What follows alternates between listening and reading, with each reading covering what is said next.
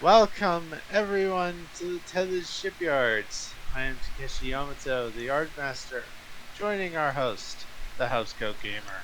Yo. Today, we are covering the Missouri class starship. Another TMP era design. I think this is probably from Klingon Academy. Ah, But that basically covers Starfleet Command, too, so... yeah. So, this thing is, well, as we were talking about it just before starting this, Ron, Ron, Ron called it. It's a super Earth. in more ways than one. Anyway, let's get to it. Yep, lore time. The introduction of the Condor class Dreadnought kind of threw Starfleet for a loop, while the Ulysses class would continue to serve valiantly, and in some cases could overmatch a Condor class vessel. They wanted something that could actually kill the damn thing. But they didn't have time to mass produce the Yamato class, which was still going through the design phase, so they decided to use existing design, but scale it up somewhat, using parts from the Excelsior program. And their choice was perhaps an ironic one, given its reputation. Yeah, the humble O'Birth. Said in the fandom to be made of even more explodium than the Miranda. I would like to shoot whoever started that. Anyway, the irony of using the smallest serving Federation starship at the time, the O'Birth, as the basis for this design was kind of incredulous at the boys at Utopia Planitia, but they also used elements of the Excelsior class, specifically upscaled nacelles. When the ship was introduced, it became a nightmare for Romulan captains. This simple, easy-to-construct battleship became their worst nightmares. Heavily armed, heavily armored, and equipped with 2 proto-phaser lance cannons, very similar to the Yamato class. Oh, nice. Of course, the Kennemer Accords kind of put paid to their service life. Of course, unlike the Yamato, which was somewhat controversial, its primary proponent was Lance Cartwright. Lance Cartwright. This ship was not. Yeah. And so the vessels were placed in suspended animation. But in a post-Kittimer Starfleet, it served almost no purpose except for, well, it's a gunship. Yeah. Thus, after the Tobed incident, it had no purpose, and was quietly retired. The Dominion War, of course, would push these vessels back into service, with not so disastrous results. Right. Unlike the Ulysses class, they actually had more guns than almost anything short of a Dominion dreadnought. Fair enough. So these things probably, so they didn't get completely demolished, but They didn't fare great, but they weren't that out of date. This is due to, of course, the fact that they had been mostly stripped anyways. They were very cheaply built. was it? And it was probably easy to modernize them. The vessels would serve in the post-Dominion War Starfleet until more vessels of the Excalibur class came out. Most were Yeah. then retired once again, with one example, the original USS Missouri, which somehow survived the Dominion War, ending up at the Fleet Museum.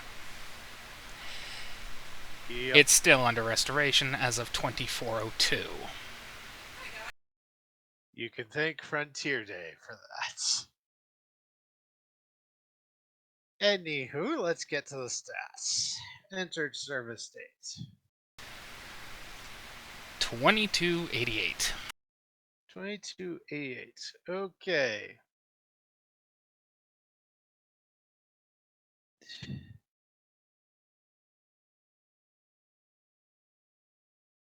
All right.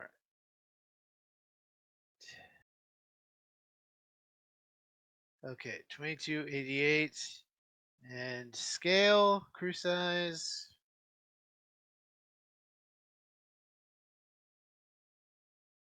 How much crew do you think? Roughly the same size as a. I think the Ambassador class.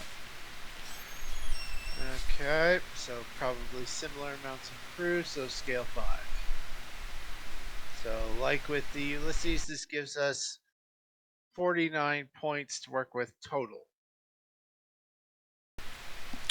Most of which are going to be going into weapons, structure, and engines. Alright. So, let's see. It's everything to start. Extra into. We'll put the 49th point into structure. So comms 8, computers 8, engines 8, sensors 8, structure 9, weapons 9.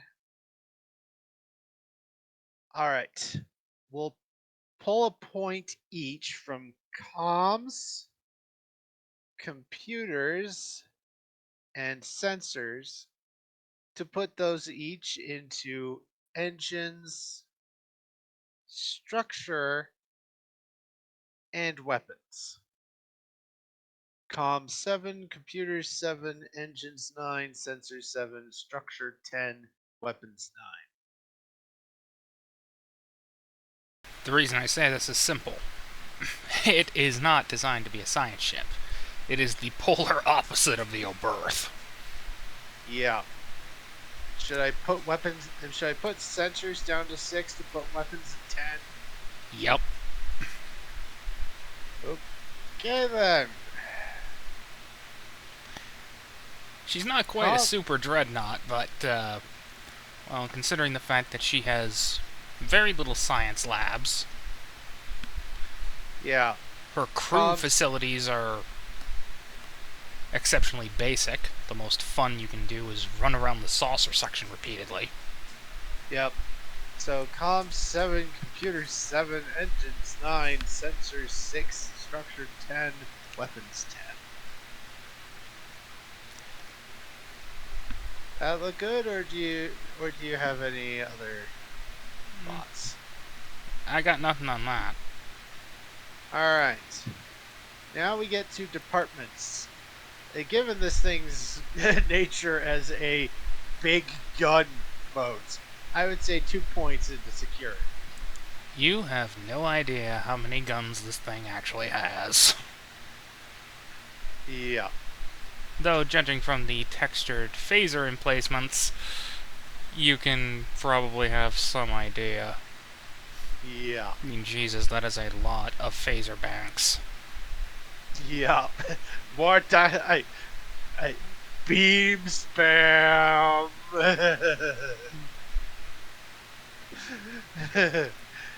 Anywho, we have one more point, which we can. It probably wouldn't go into command, so we have con engineering. Engineering. This is a tough boat. Yeah. Alright, so talents, space frame talents. I would say fast targeting systems and rapid fire torpedo launcher. And a third one, rugged design, because It is a very rugged design. I mean, memery, annoyingly stupid memery aside, the berth actually lasts a very long time in service. Okay. So, fast targeting systems, rapid fire torpedo launcher, and rugged design. So, weapons, I would say probably do the same thing as the Yamato class. Phaser banks, phaser proto spinal lance, and photon torpedoes. Yep.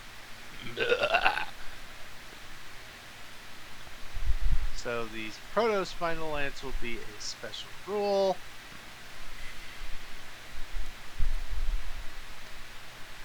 This is a boat one does not screw with. Yeah. And descriptor traits are the last one. The basic one that all Federation starships get. Well, the basic one that all starships get is one that denotes who made them. So Federation starship. Is that good? Yep. Simple design. Kiss. Keep it simple, stupid. The Missouri was designed to be easy to construct, easy to maintain, and easy to use in more ways than one. Yeah. To the point where it had almost no crew facilities. That allowed the Federation to actually refit these things into, well, pocket dreadnoughts during the Dominion War. Yeah. In a word, if you face a Missouri, you better have a plan, which either involves running or a lot of friends. Yeah. In fact, I will provide a note. Sometimes the book usually gives suggestions on what mission profiles you want to give a starship. I haven't done that much with the Tethys Shipyard series, but with this one, the prototype might potentially start with the technical testbed profile, but with this one, there's really only two that really work well: tactical operations or full-on warship. Now, What the hell do you think this is? yeah. Tactical operations is sort of a well. I'll read the descriptions of both profiles. Well, tactical operations. While Starfleet is not a military, the defense of the Federation is one of Starfleet's responsibilities, and Starfleet has been required to prepare for war on numerous occasions. Thus, many starships are equipped for police and military actions, but the number of vessels outfitted in this manner varies depending on the politics of the day. The department spread for a tactical operations profile is Command 2, Con 2, Security 3, Engineering 2, Science 1, Medicine 2. Now, for warship. In times of war, Starfleet sometimes finds the need to outfit a small number of its starships as true weapons of war, dedicated to little more than transporting firepower to a needed area to deter the enemies of the Federation from continuing their pursuits. Command 2, Con 2, Security 3, Engineering 3, Science 1, Medicine 1. You know what? I think we need to do a notable starship for this. Give me 1 moment to start that up. And I know exactly which ship it's going to be. Alright. 1 moment. I've only done a notable starship once before, so I copy it. So I need to find that. Let's see. There we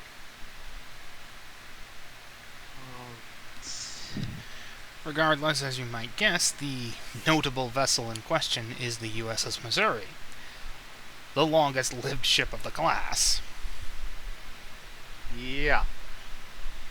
Alright. 1 moment. Almost. Alright.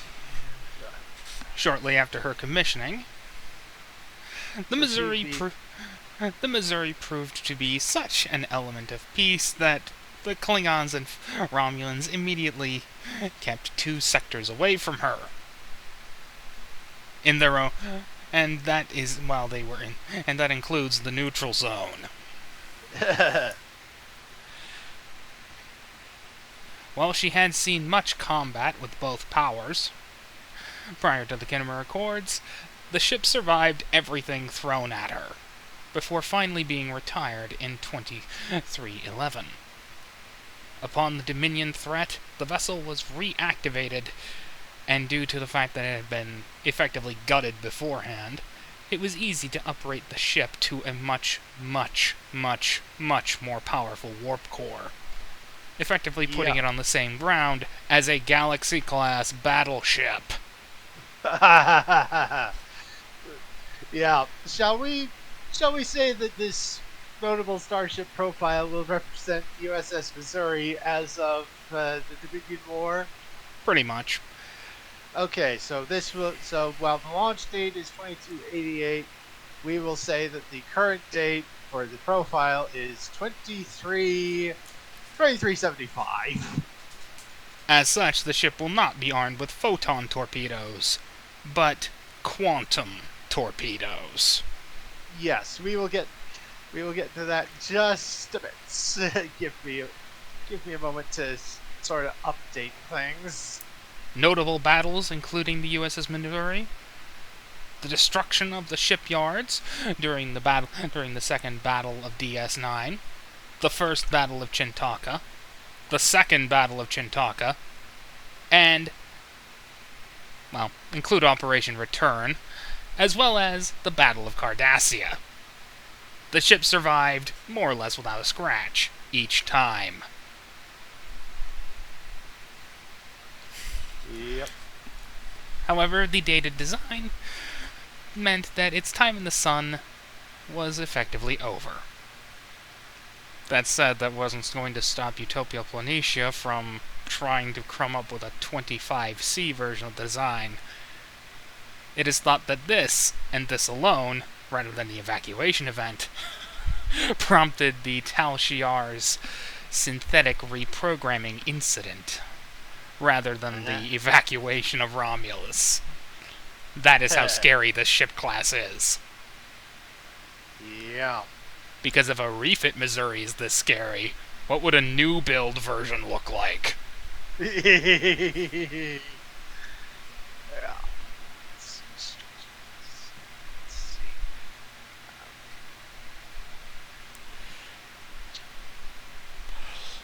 This is why you do not screw with Starfleet, people. If they want you dead, they will make you dead. Yes. Oh, yeah. Okay. So count your lucky stars that they don't want you dead half the time. Yeah. And if the situation arises in which they do, pray for mercy. Pray that they will feel merciful. Pray that they end you quickly. Yes. Okay, so first starship, first class on serving modern. Why won't you die? Because that's literally what every Dominion captain was thinking. Why won't this ship die already? Yeah, I'll go ahead and type that in quotation marks and all caps. Why won't you die? Question mark, exclamation, and question mark, exclamation, question mark, exclamation. Anyway, now for stats. Alright, so we start with the baseline profile, and basically take everything up to 11. Yeah. First thing we need to do is add refits from 2288 to 2375. Not quite 90 years, so we could do 8 or 9 refit points. Honestly, I would just go. The ship may have been officially commissioned in the 2280s, but in reality, her life started in the 2370s. Fair enough. But yeah, we're boosting the stat profile with 8 or let's see, 20. Okay, so with 20, we could basically just add an extra 9 points. And most of them are going into structure, engines, and, of course, weapons. Right. So we'll Still put at need least some computer upgrades, because, of Yeah, course, they're not going to be relying on dualtronics. yeah. We'll put 2 points each into engines, structure, and weapons. So not 9. So engines 11, structure 12, weapons 12. We'll put 2 points into computers as well. Put those up to 9, and that leaves us with 1 more point. Which will automatically go into sensors. Because they're not Right. going to use the same crappy sensor array from the old days. Yeah. Though with sensors 7, they're not too much better, but It's above average. yeah. And mission profile, I'm going with warship for this. So adding in the base modifiers from the profile, command 2, con 2, security 5, engineering 4, science 1, medicine 1. So now and for the mission profile talent, we will add expanded munitions, which lets us add quantum torpedoes or any other weapon system we want, but just one. Which in this case is probably going to be quantum torpedoes. Yeah. Expanded munitions. There is So, a word of warning for anyone facing this ship. Don't. yes. If you face it, you are either going to be in for a very bad day, in which case you're dead, or in for a really bad day, in which case you wish you were dead. Yeah. Alright. So, we now have room for 1 more talent. Because scale 5, we can have up to 5 talents, and we have expanded munitions, fast targeting systems, rapid fire torpedo launcher, and rugged design. I'm considering either secondary reactors for more power or a blade of armor to make this thing even harder to kill. A blade of armor. Because this thing should be impossible to kill. Alright. Blade of In fact, armor. here's a side note for anyone lore-wise. During the Battle of Chintaka, the Breen actually tried disabling the Missouri with their energy dampening weapons. It didn't work. Mostly because their energy dampening weapons weren't hitting the Missouri, but they just presumed, oh my god, it's immune. Okay. Which means, I don't know, Breen should have a, oh god, that ship, run. Yes. Okay. So, now we get into the derived stats. Resistance is equal to its scale, in this case 5, so a blade of armor adds an extra 2. So that brings resistance up to 7. Shields are equal to structure plus security. So 12 plus 5 is 17. A starship's power capacity is equal to its engines, in this case 11. And now we get into determining the stress ratings and capabilities of its weapons. So, first up, energy weapons. Phaser banks phaser banks and phaser spinal lance. Phasers are scale plus security, so 5 plus 5 is 10. Give me a moment to get some stuff I think we already here. know the answer to all this. Keep away from this ship. Yeah, but let's see. Okay. Yeah. So, phaser banks are scale plus security. Banks add 1 challenge die. I have stress damage with a range of medium. And phasers have the versatile 2 quality. Versatile 2. So, energy weapon, 11 challenge dice of stress damage, medium range, versatile 2. The the proto phaser spinal lance, though we might remove that and just say that they, well, it's still not quite a false lance yet, but the lance adds range category of long and stress rating by 3, so that's 13 damage. Long range, versatile 2, and we still have, and normally they increase the difficulty by 4. Spinal Lance does it in Spinal Lance increases. Proto Spinal Lance does it by 4. Normal Spinal Lance is 2. 4. I'm hearing an awful lot of details for something I already know. Yeah. Okay. That So being, now, avoid this ship at all costs because you're going to die. yeah. All right. Now for the stress rating for photon and quantum torpedoes. Photon torpedoes are. Considering the length of this, I think I'm gonna put an end to it here and just go, you don't want to face this ship in its Dominion War configuration. You are going to die.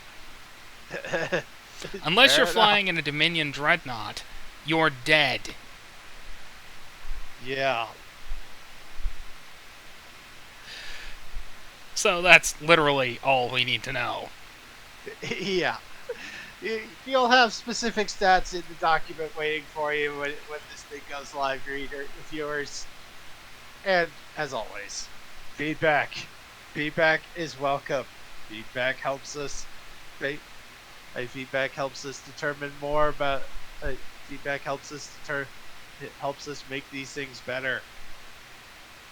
Bye.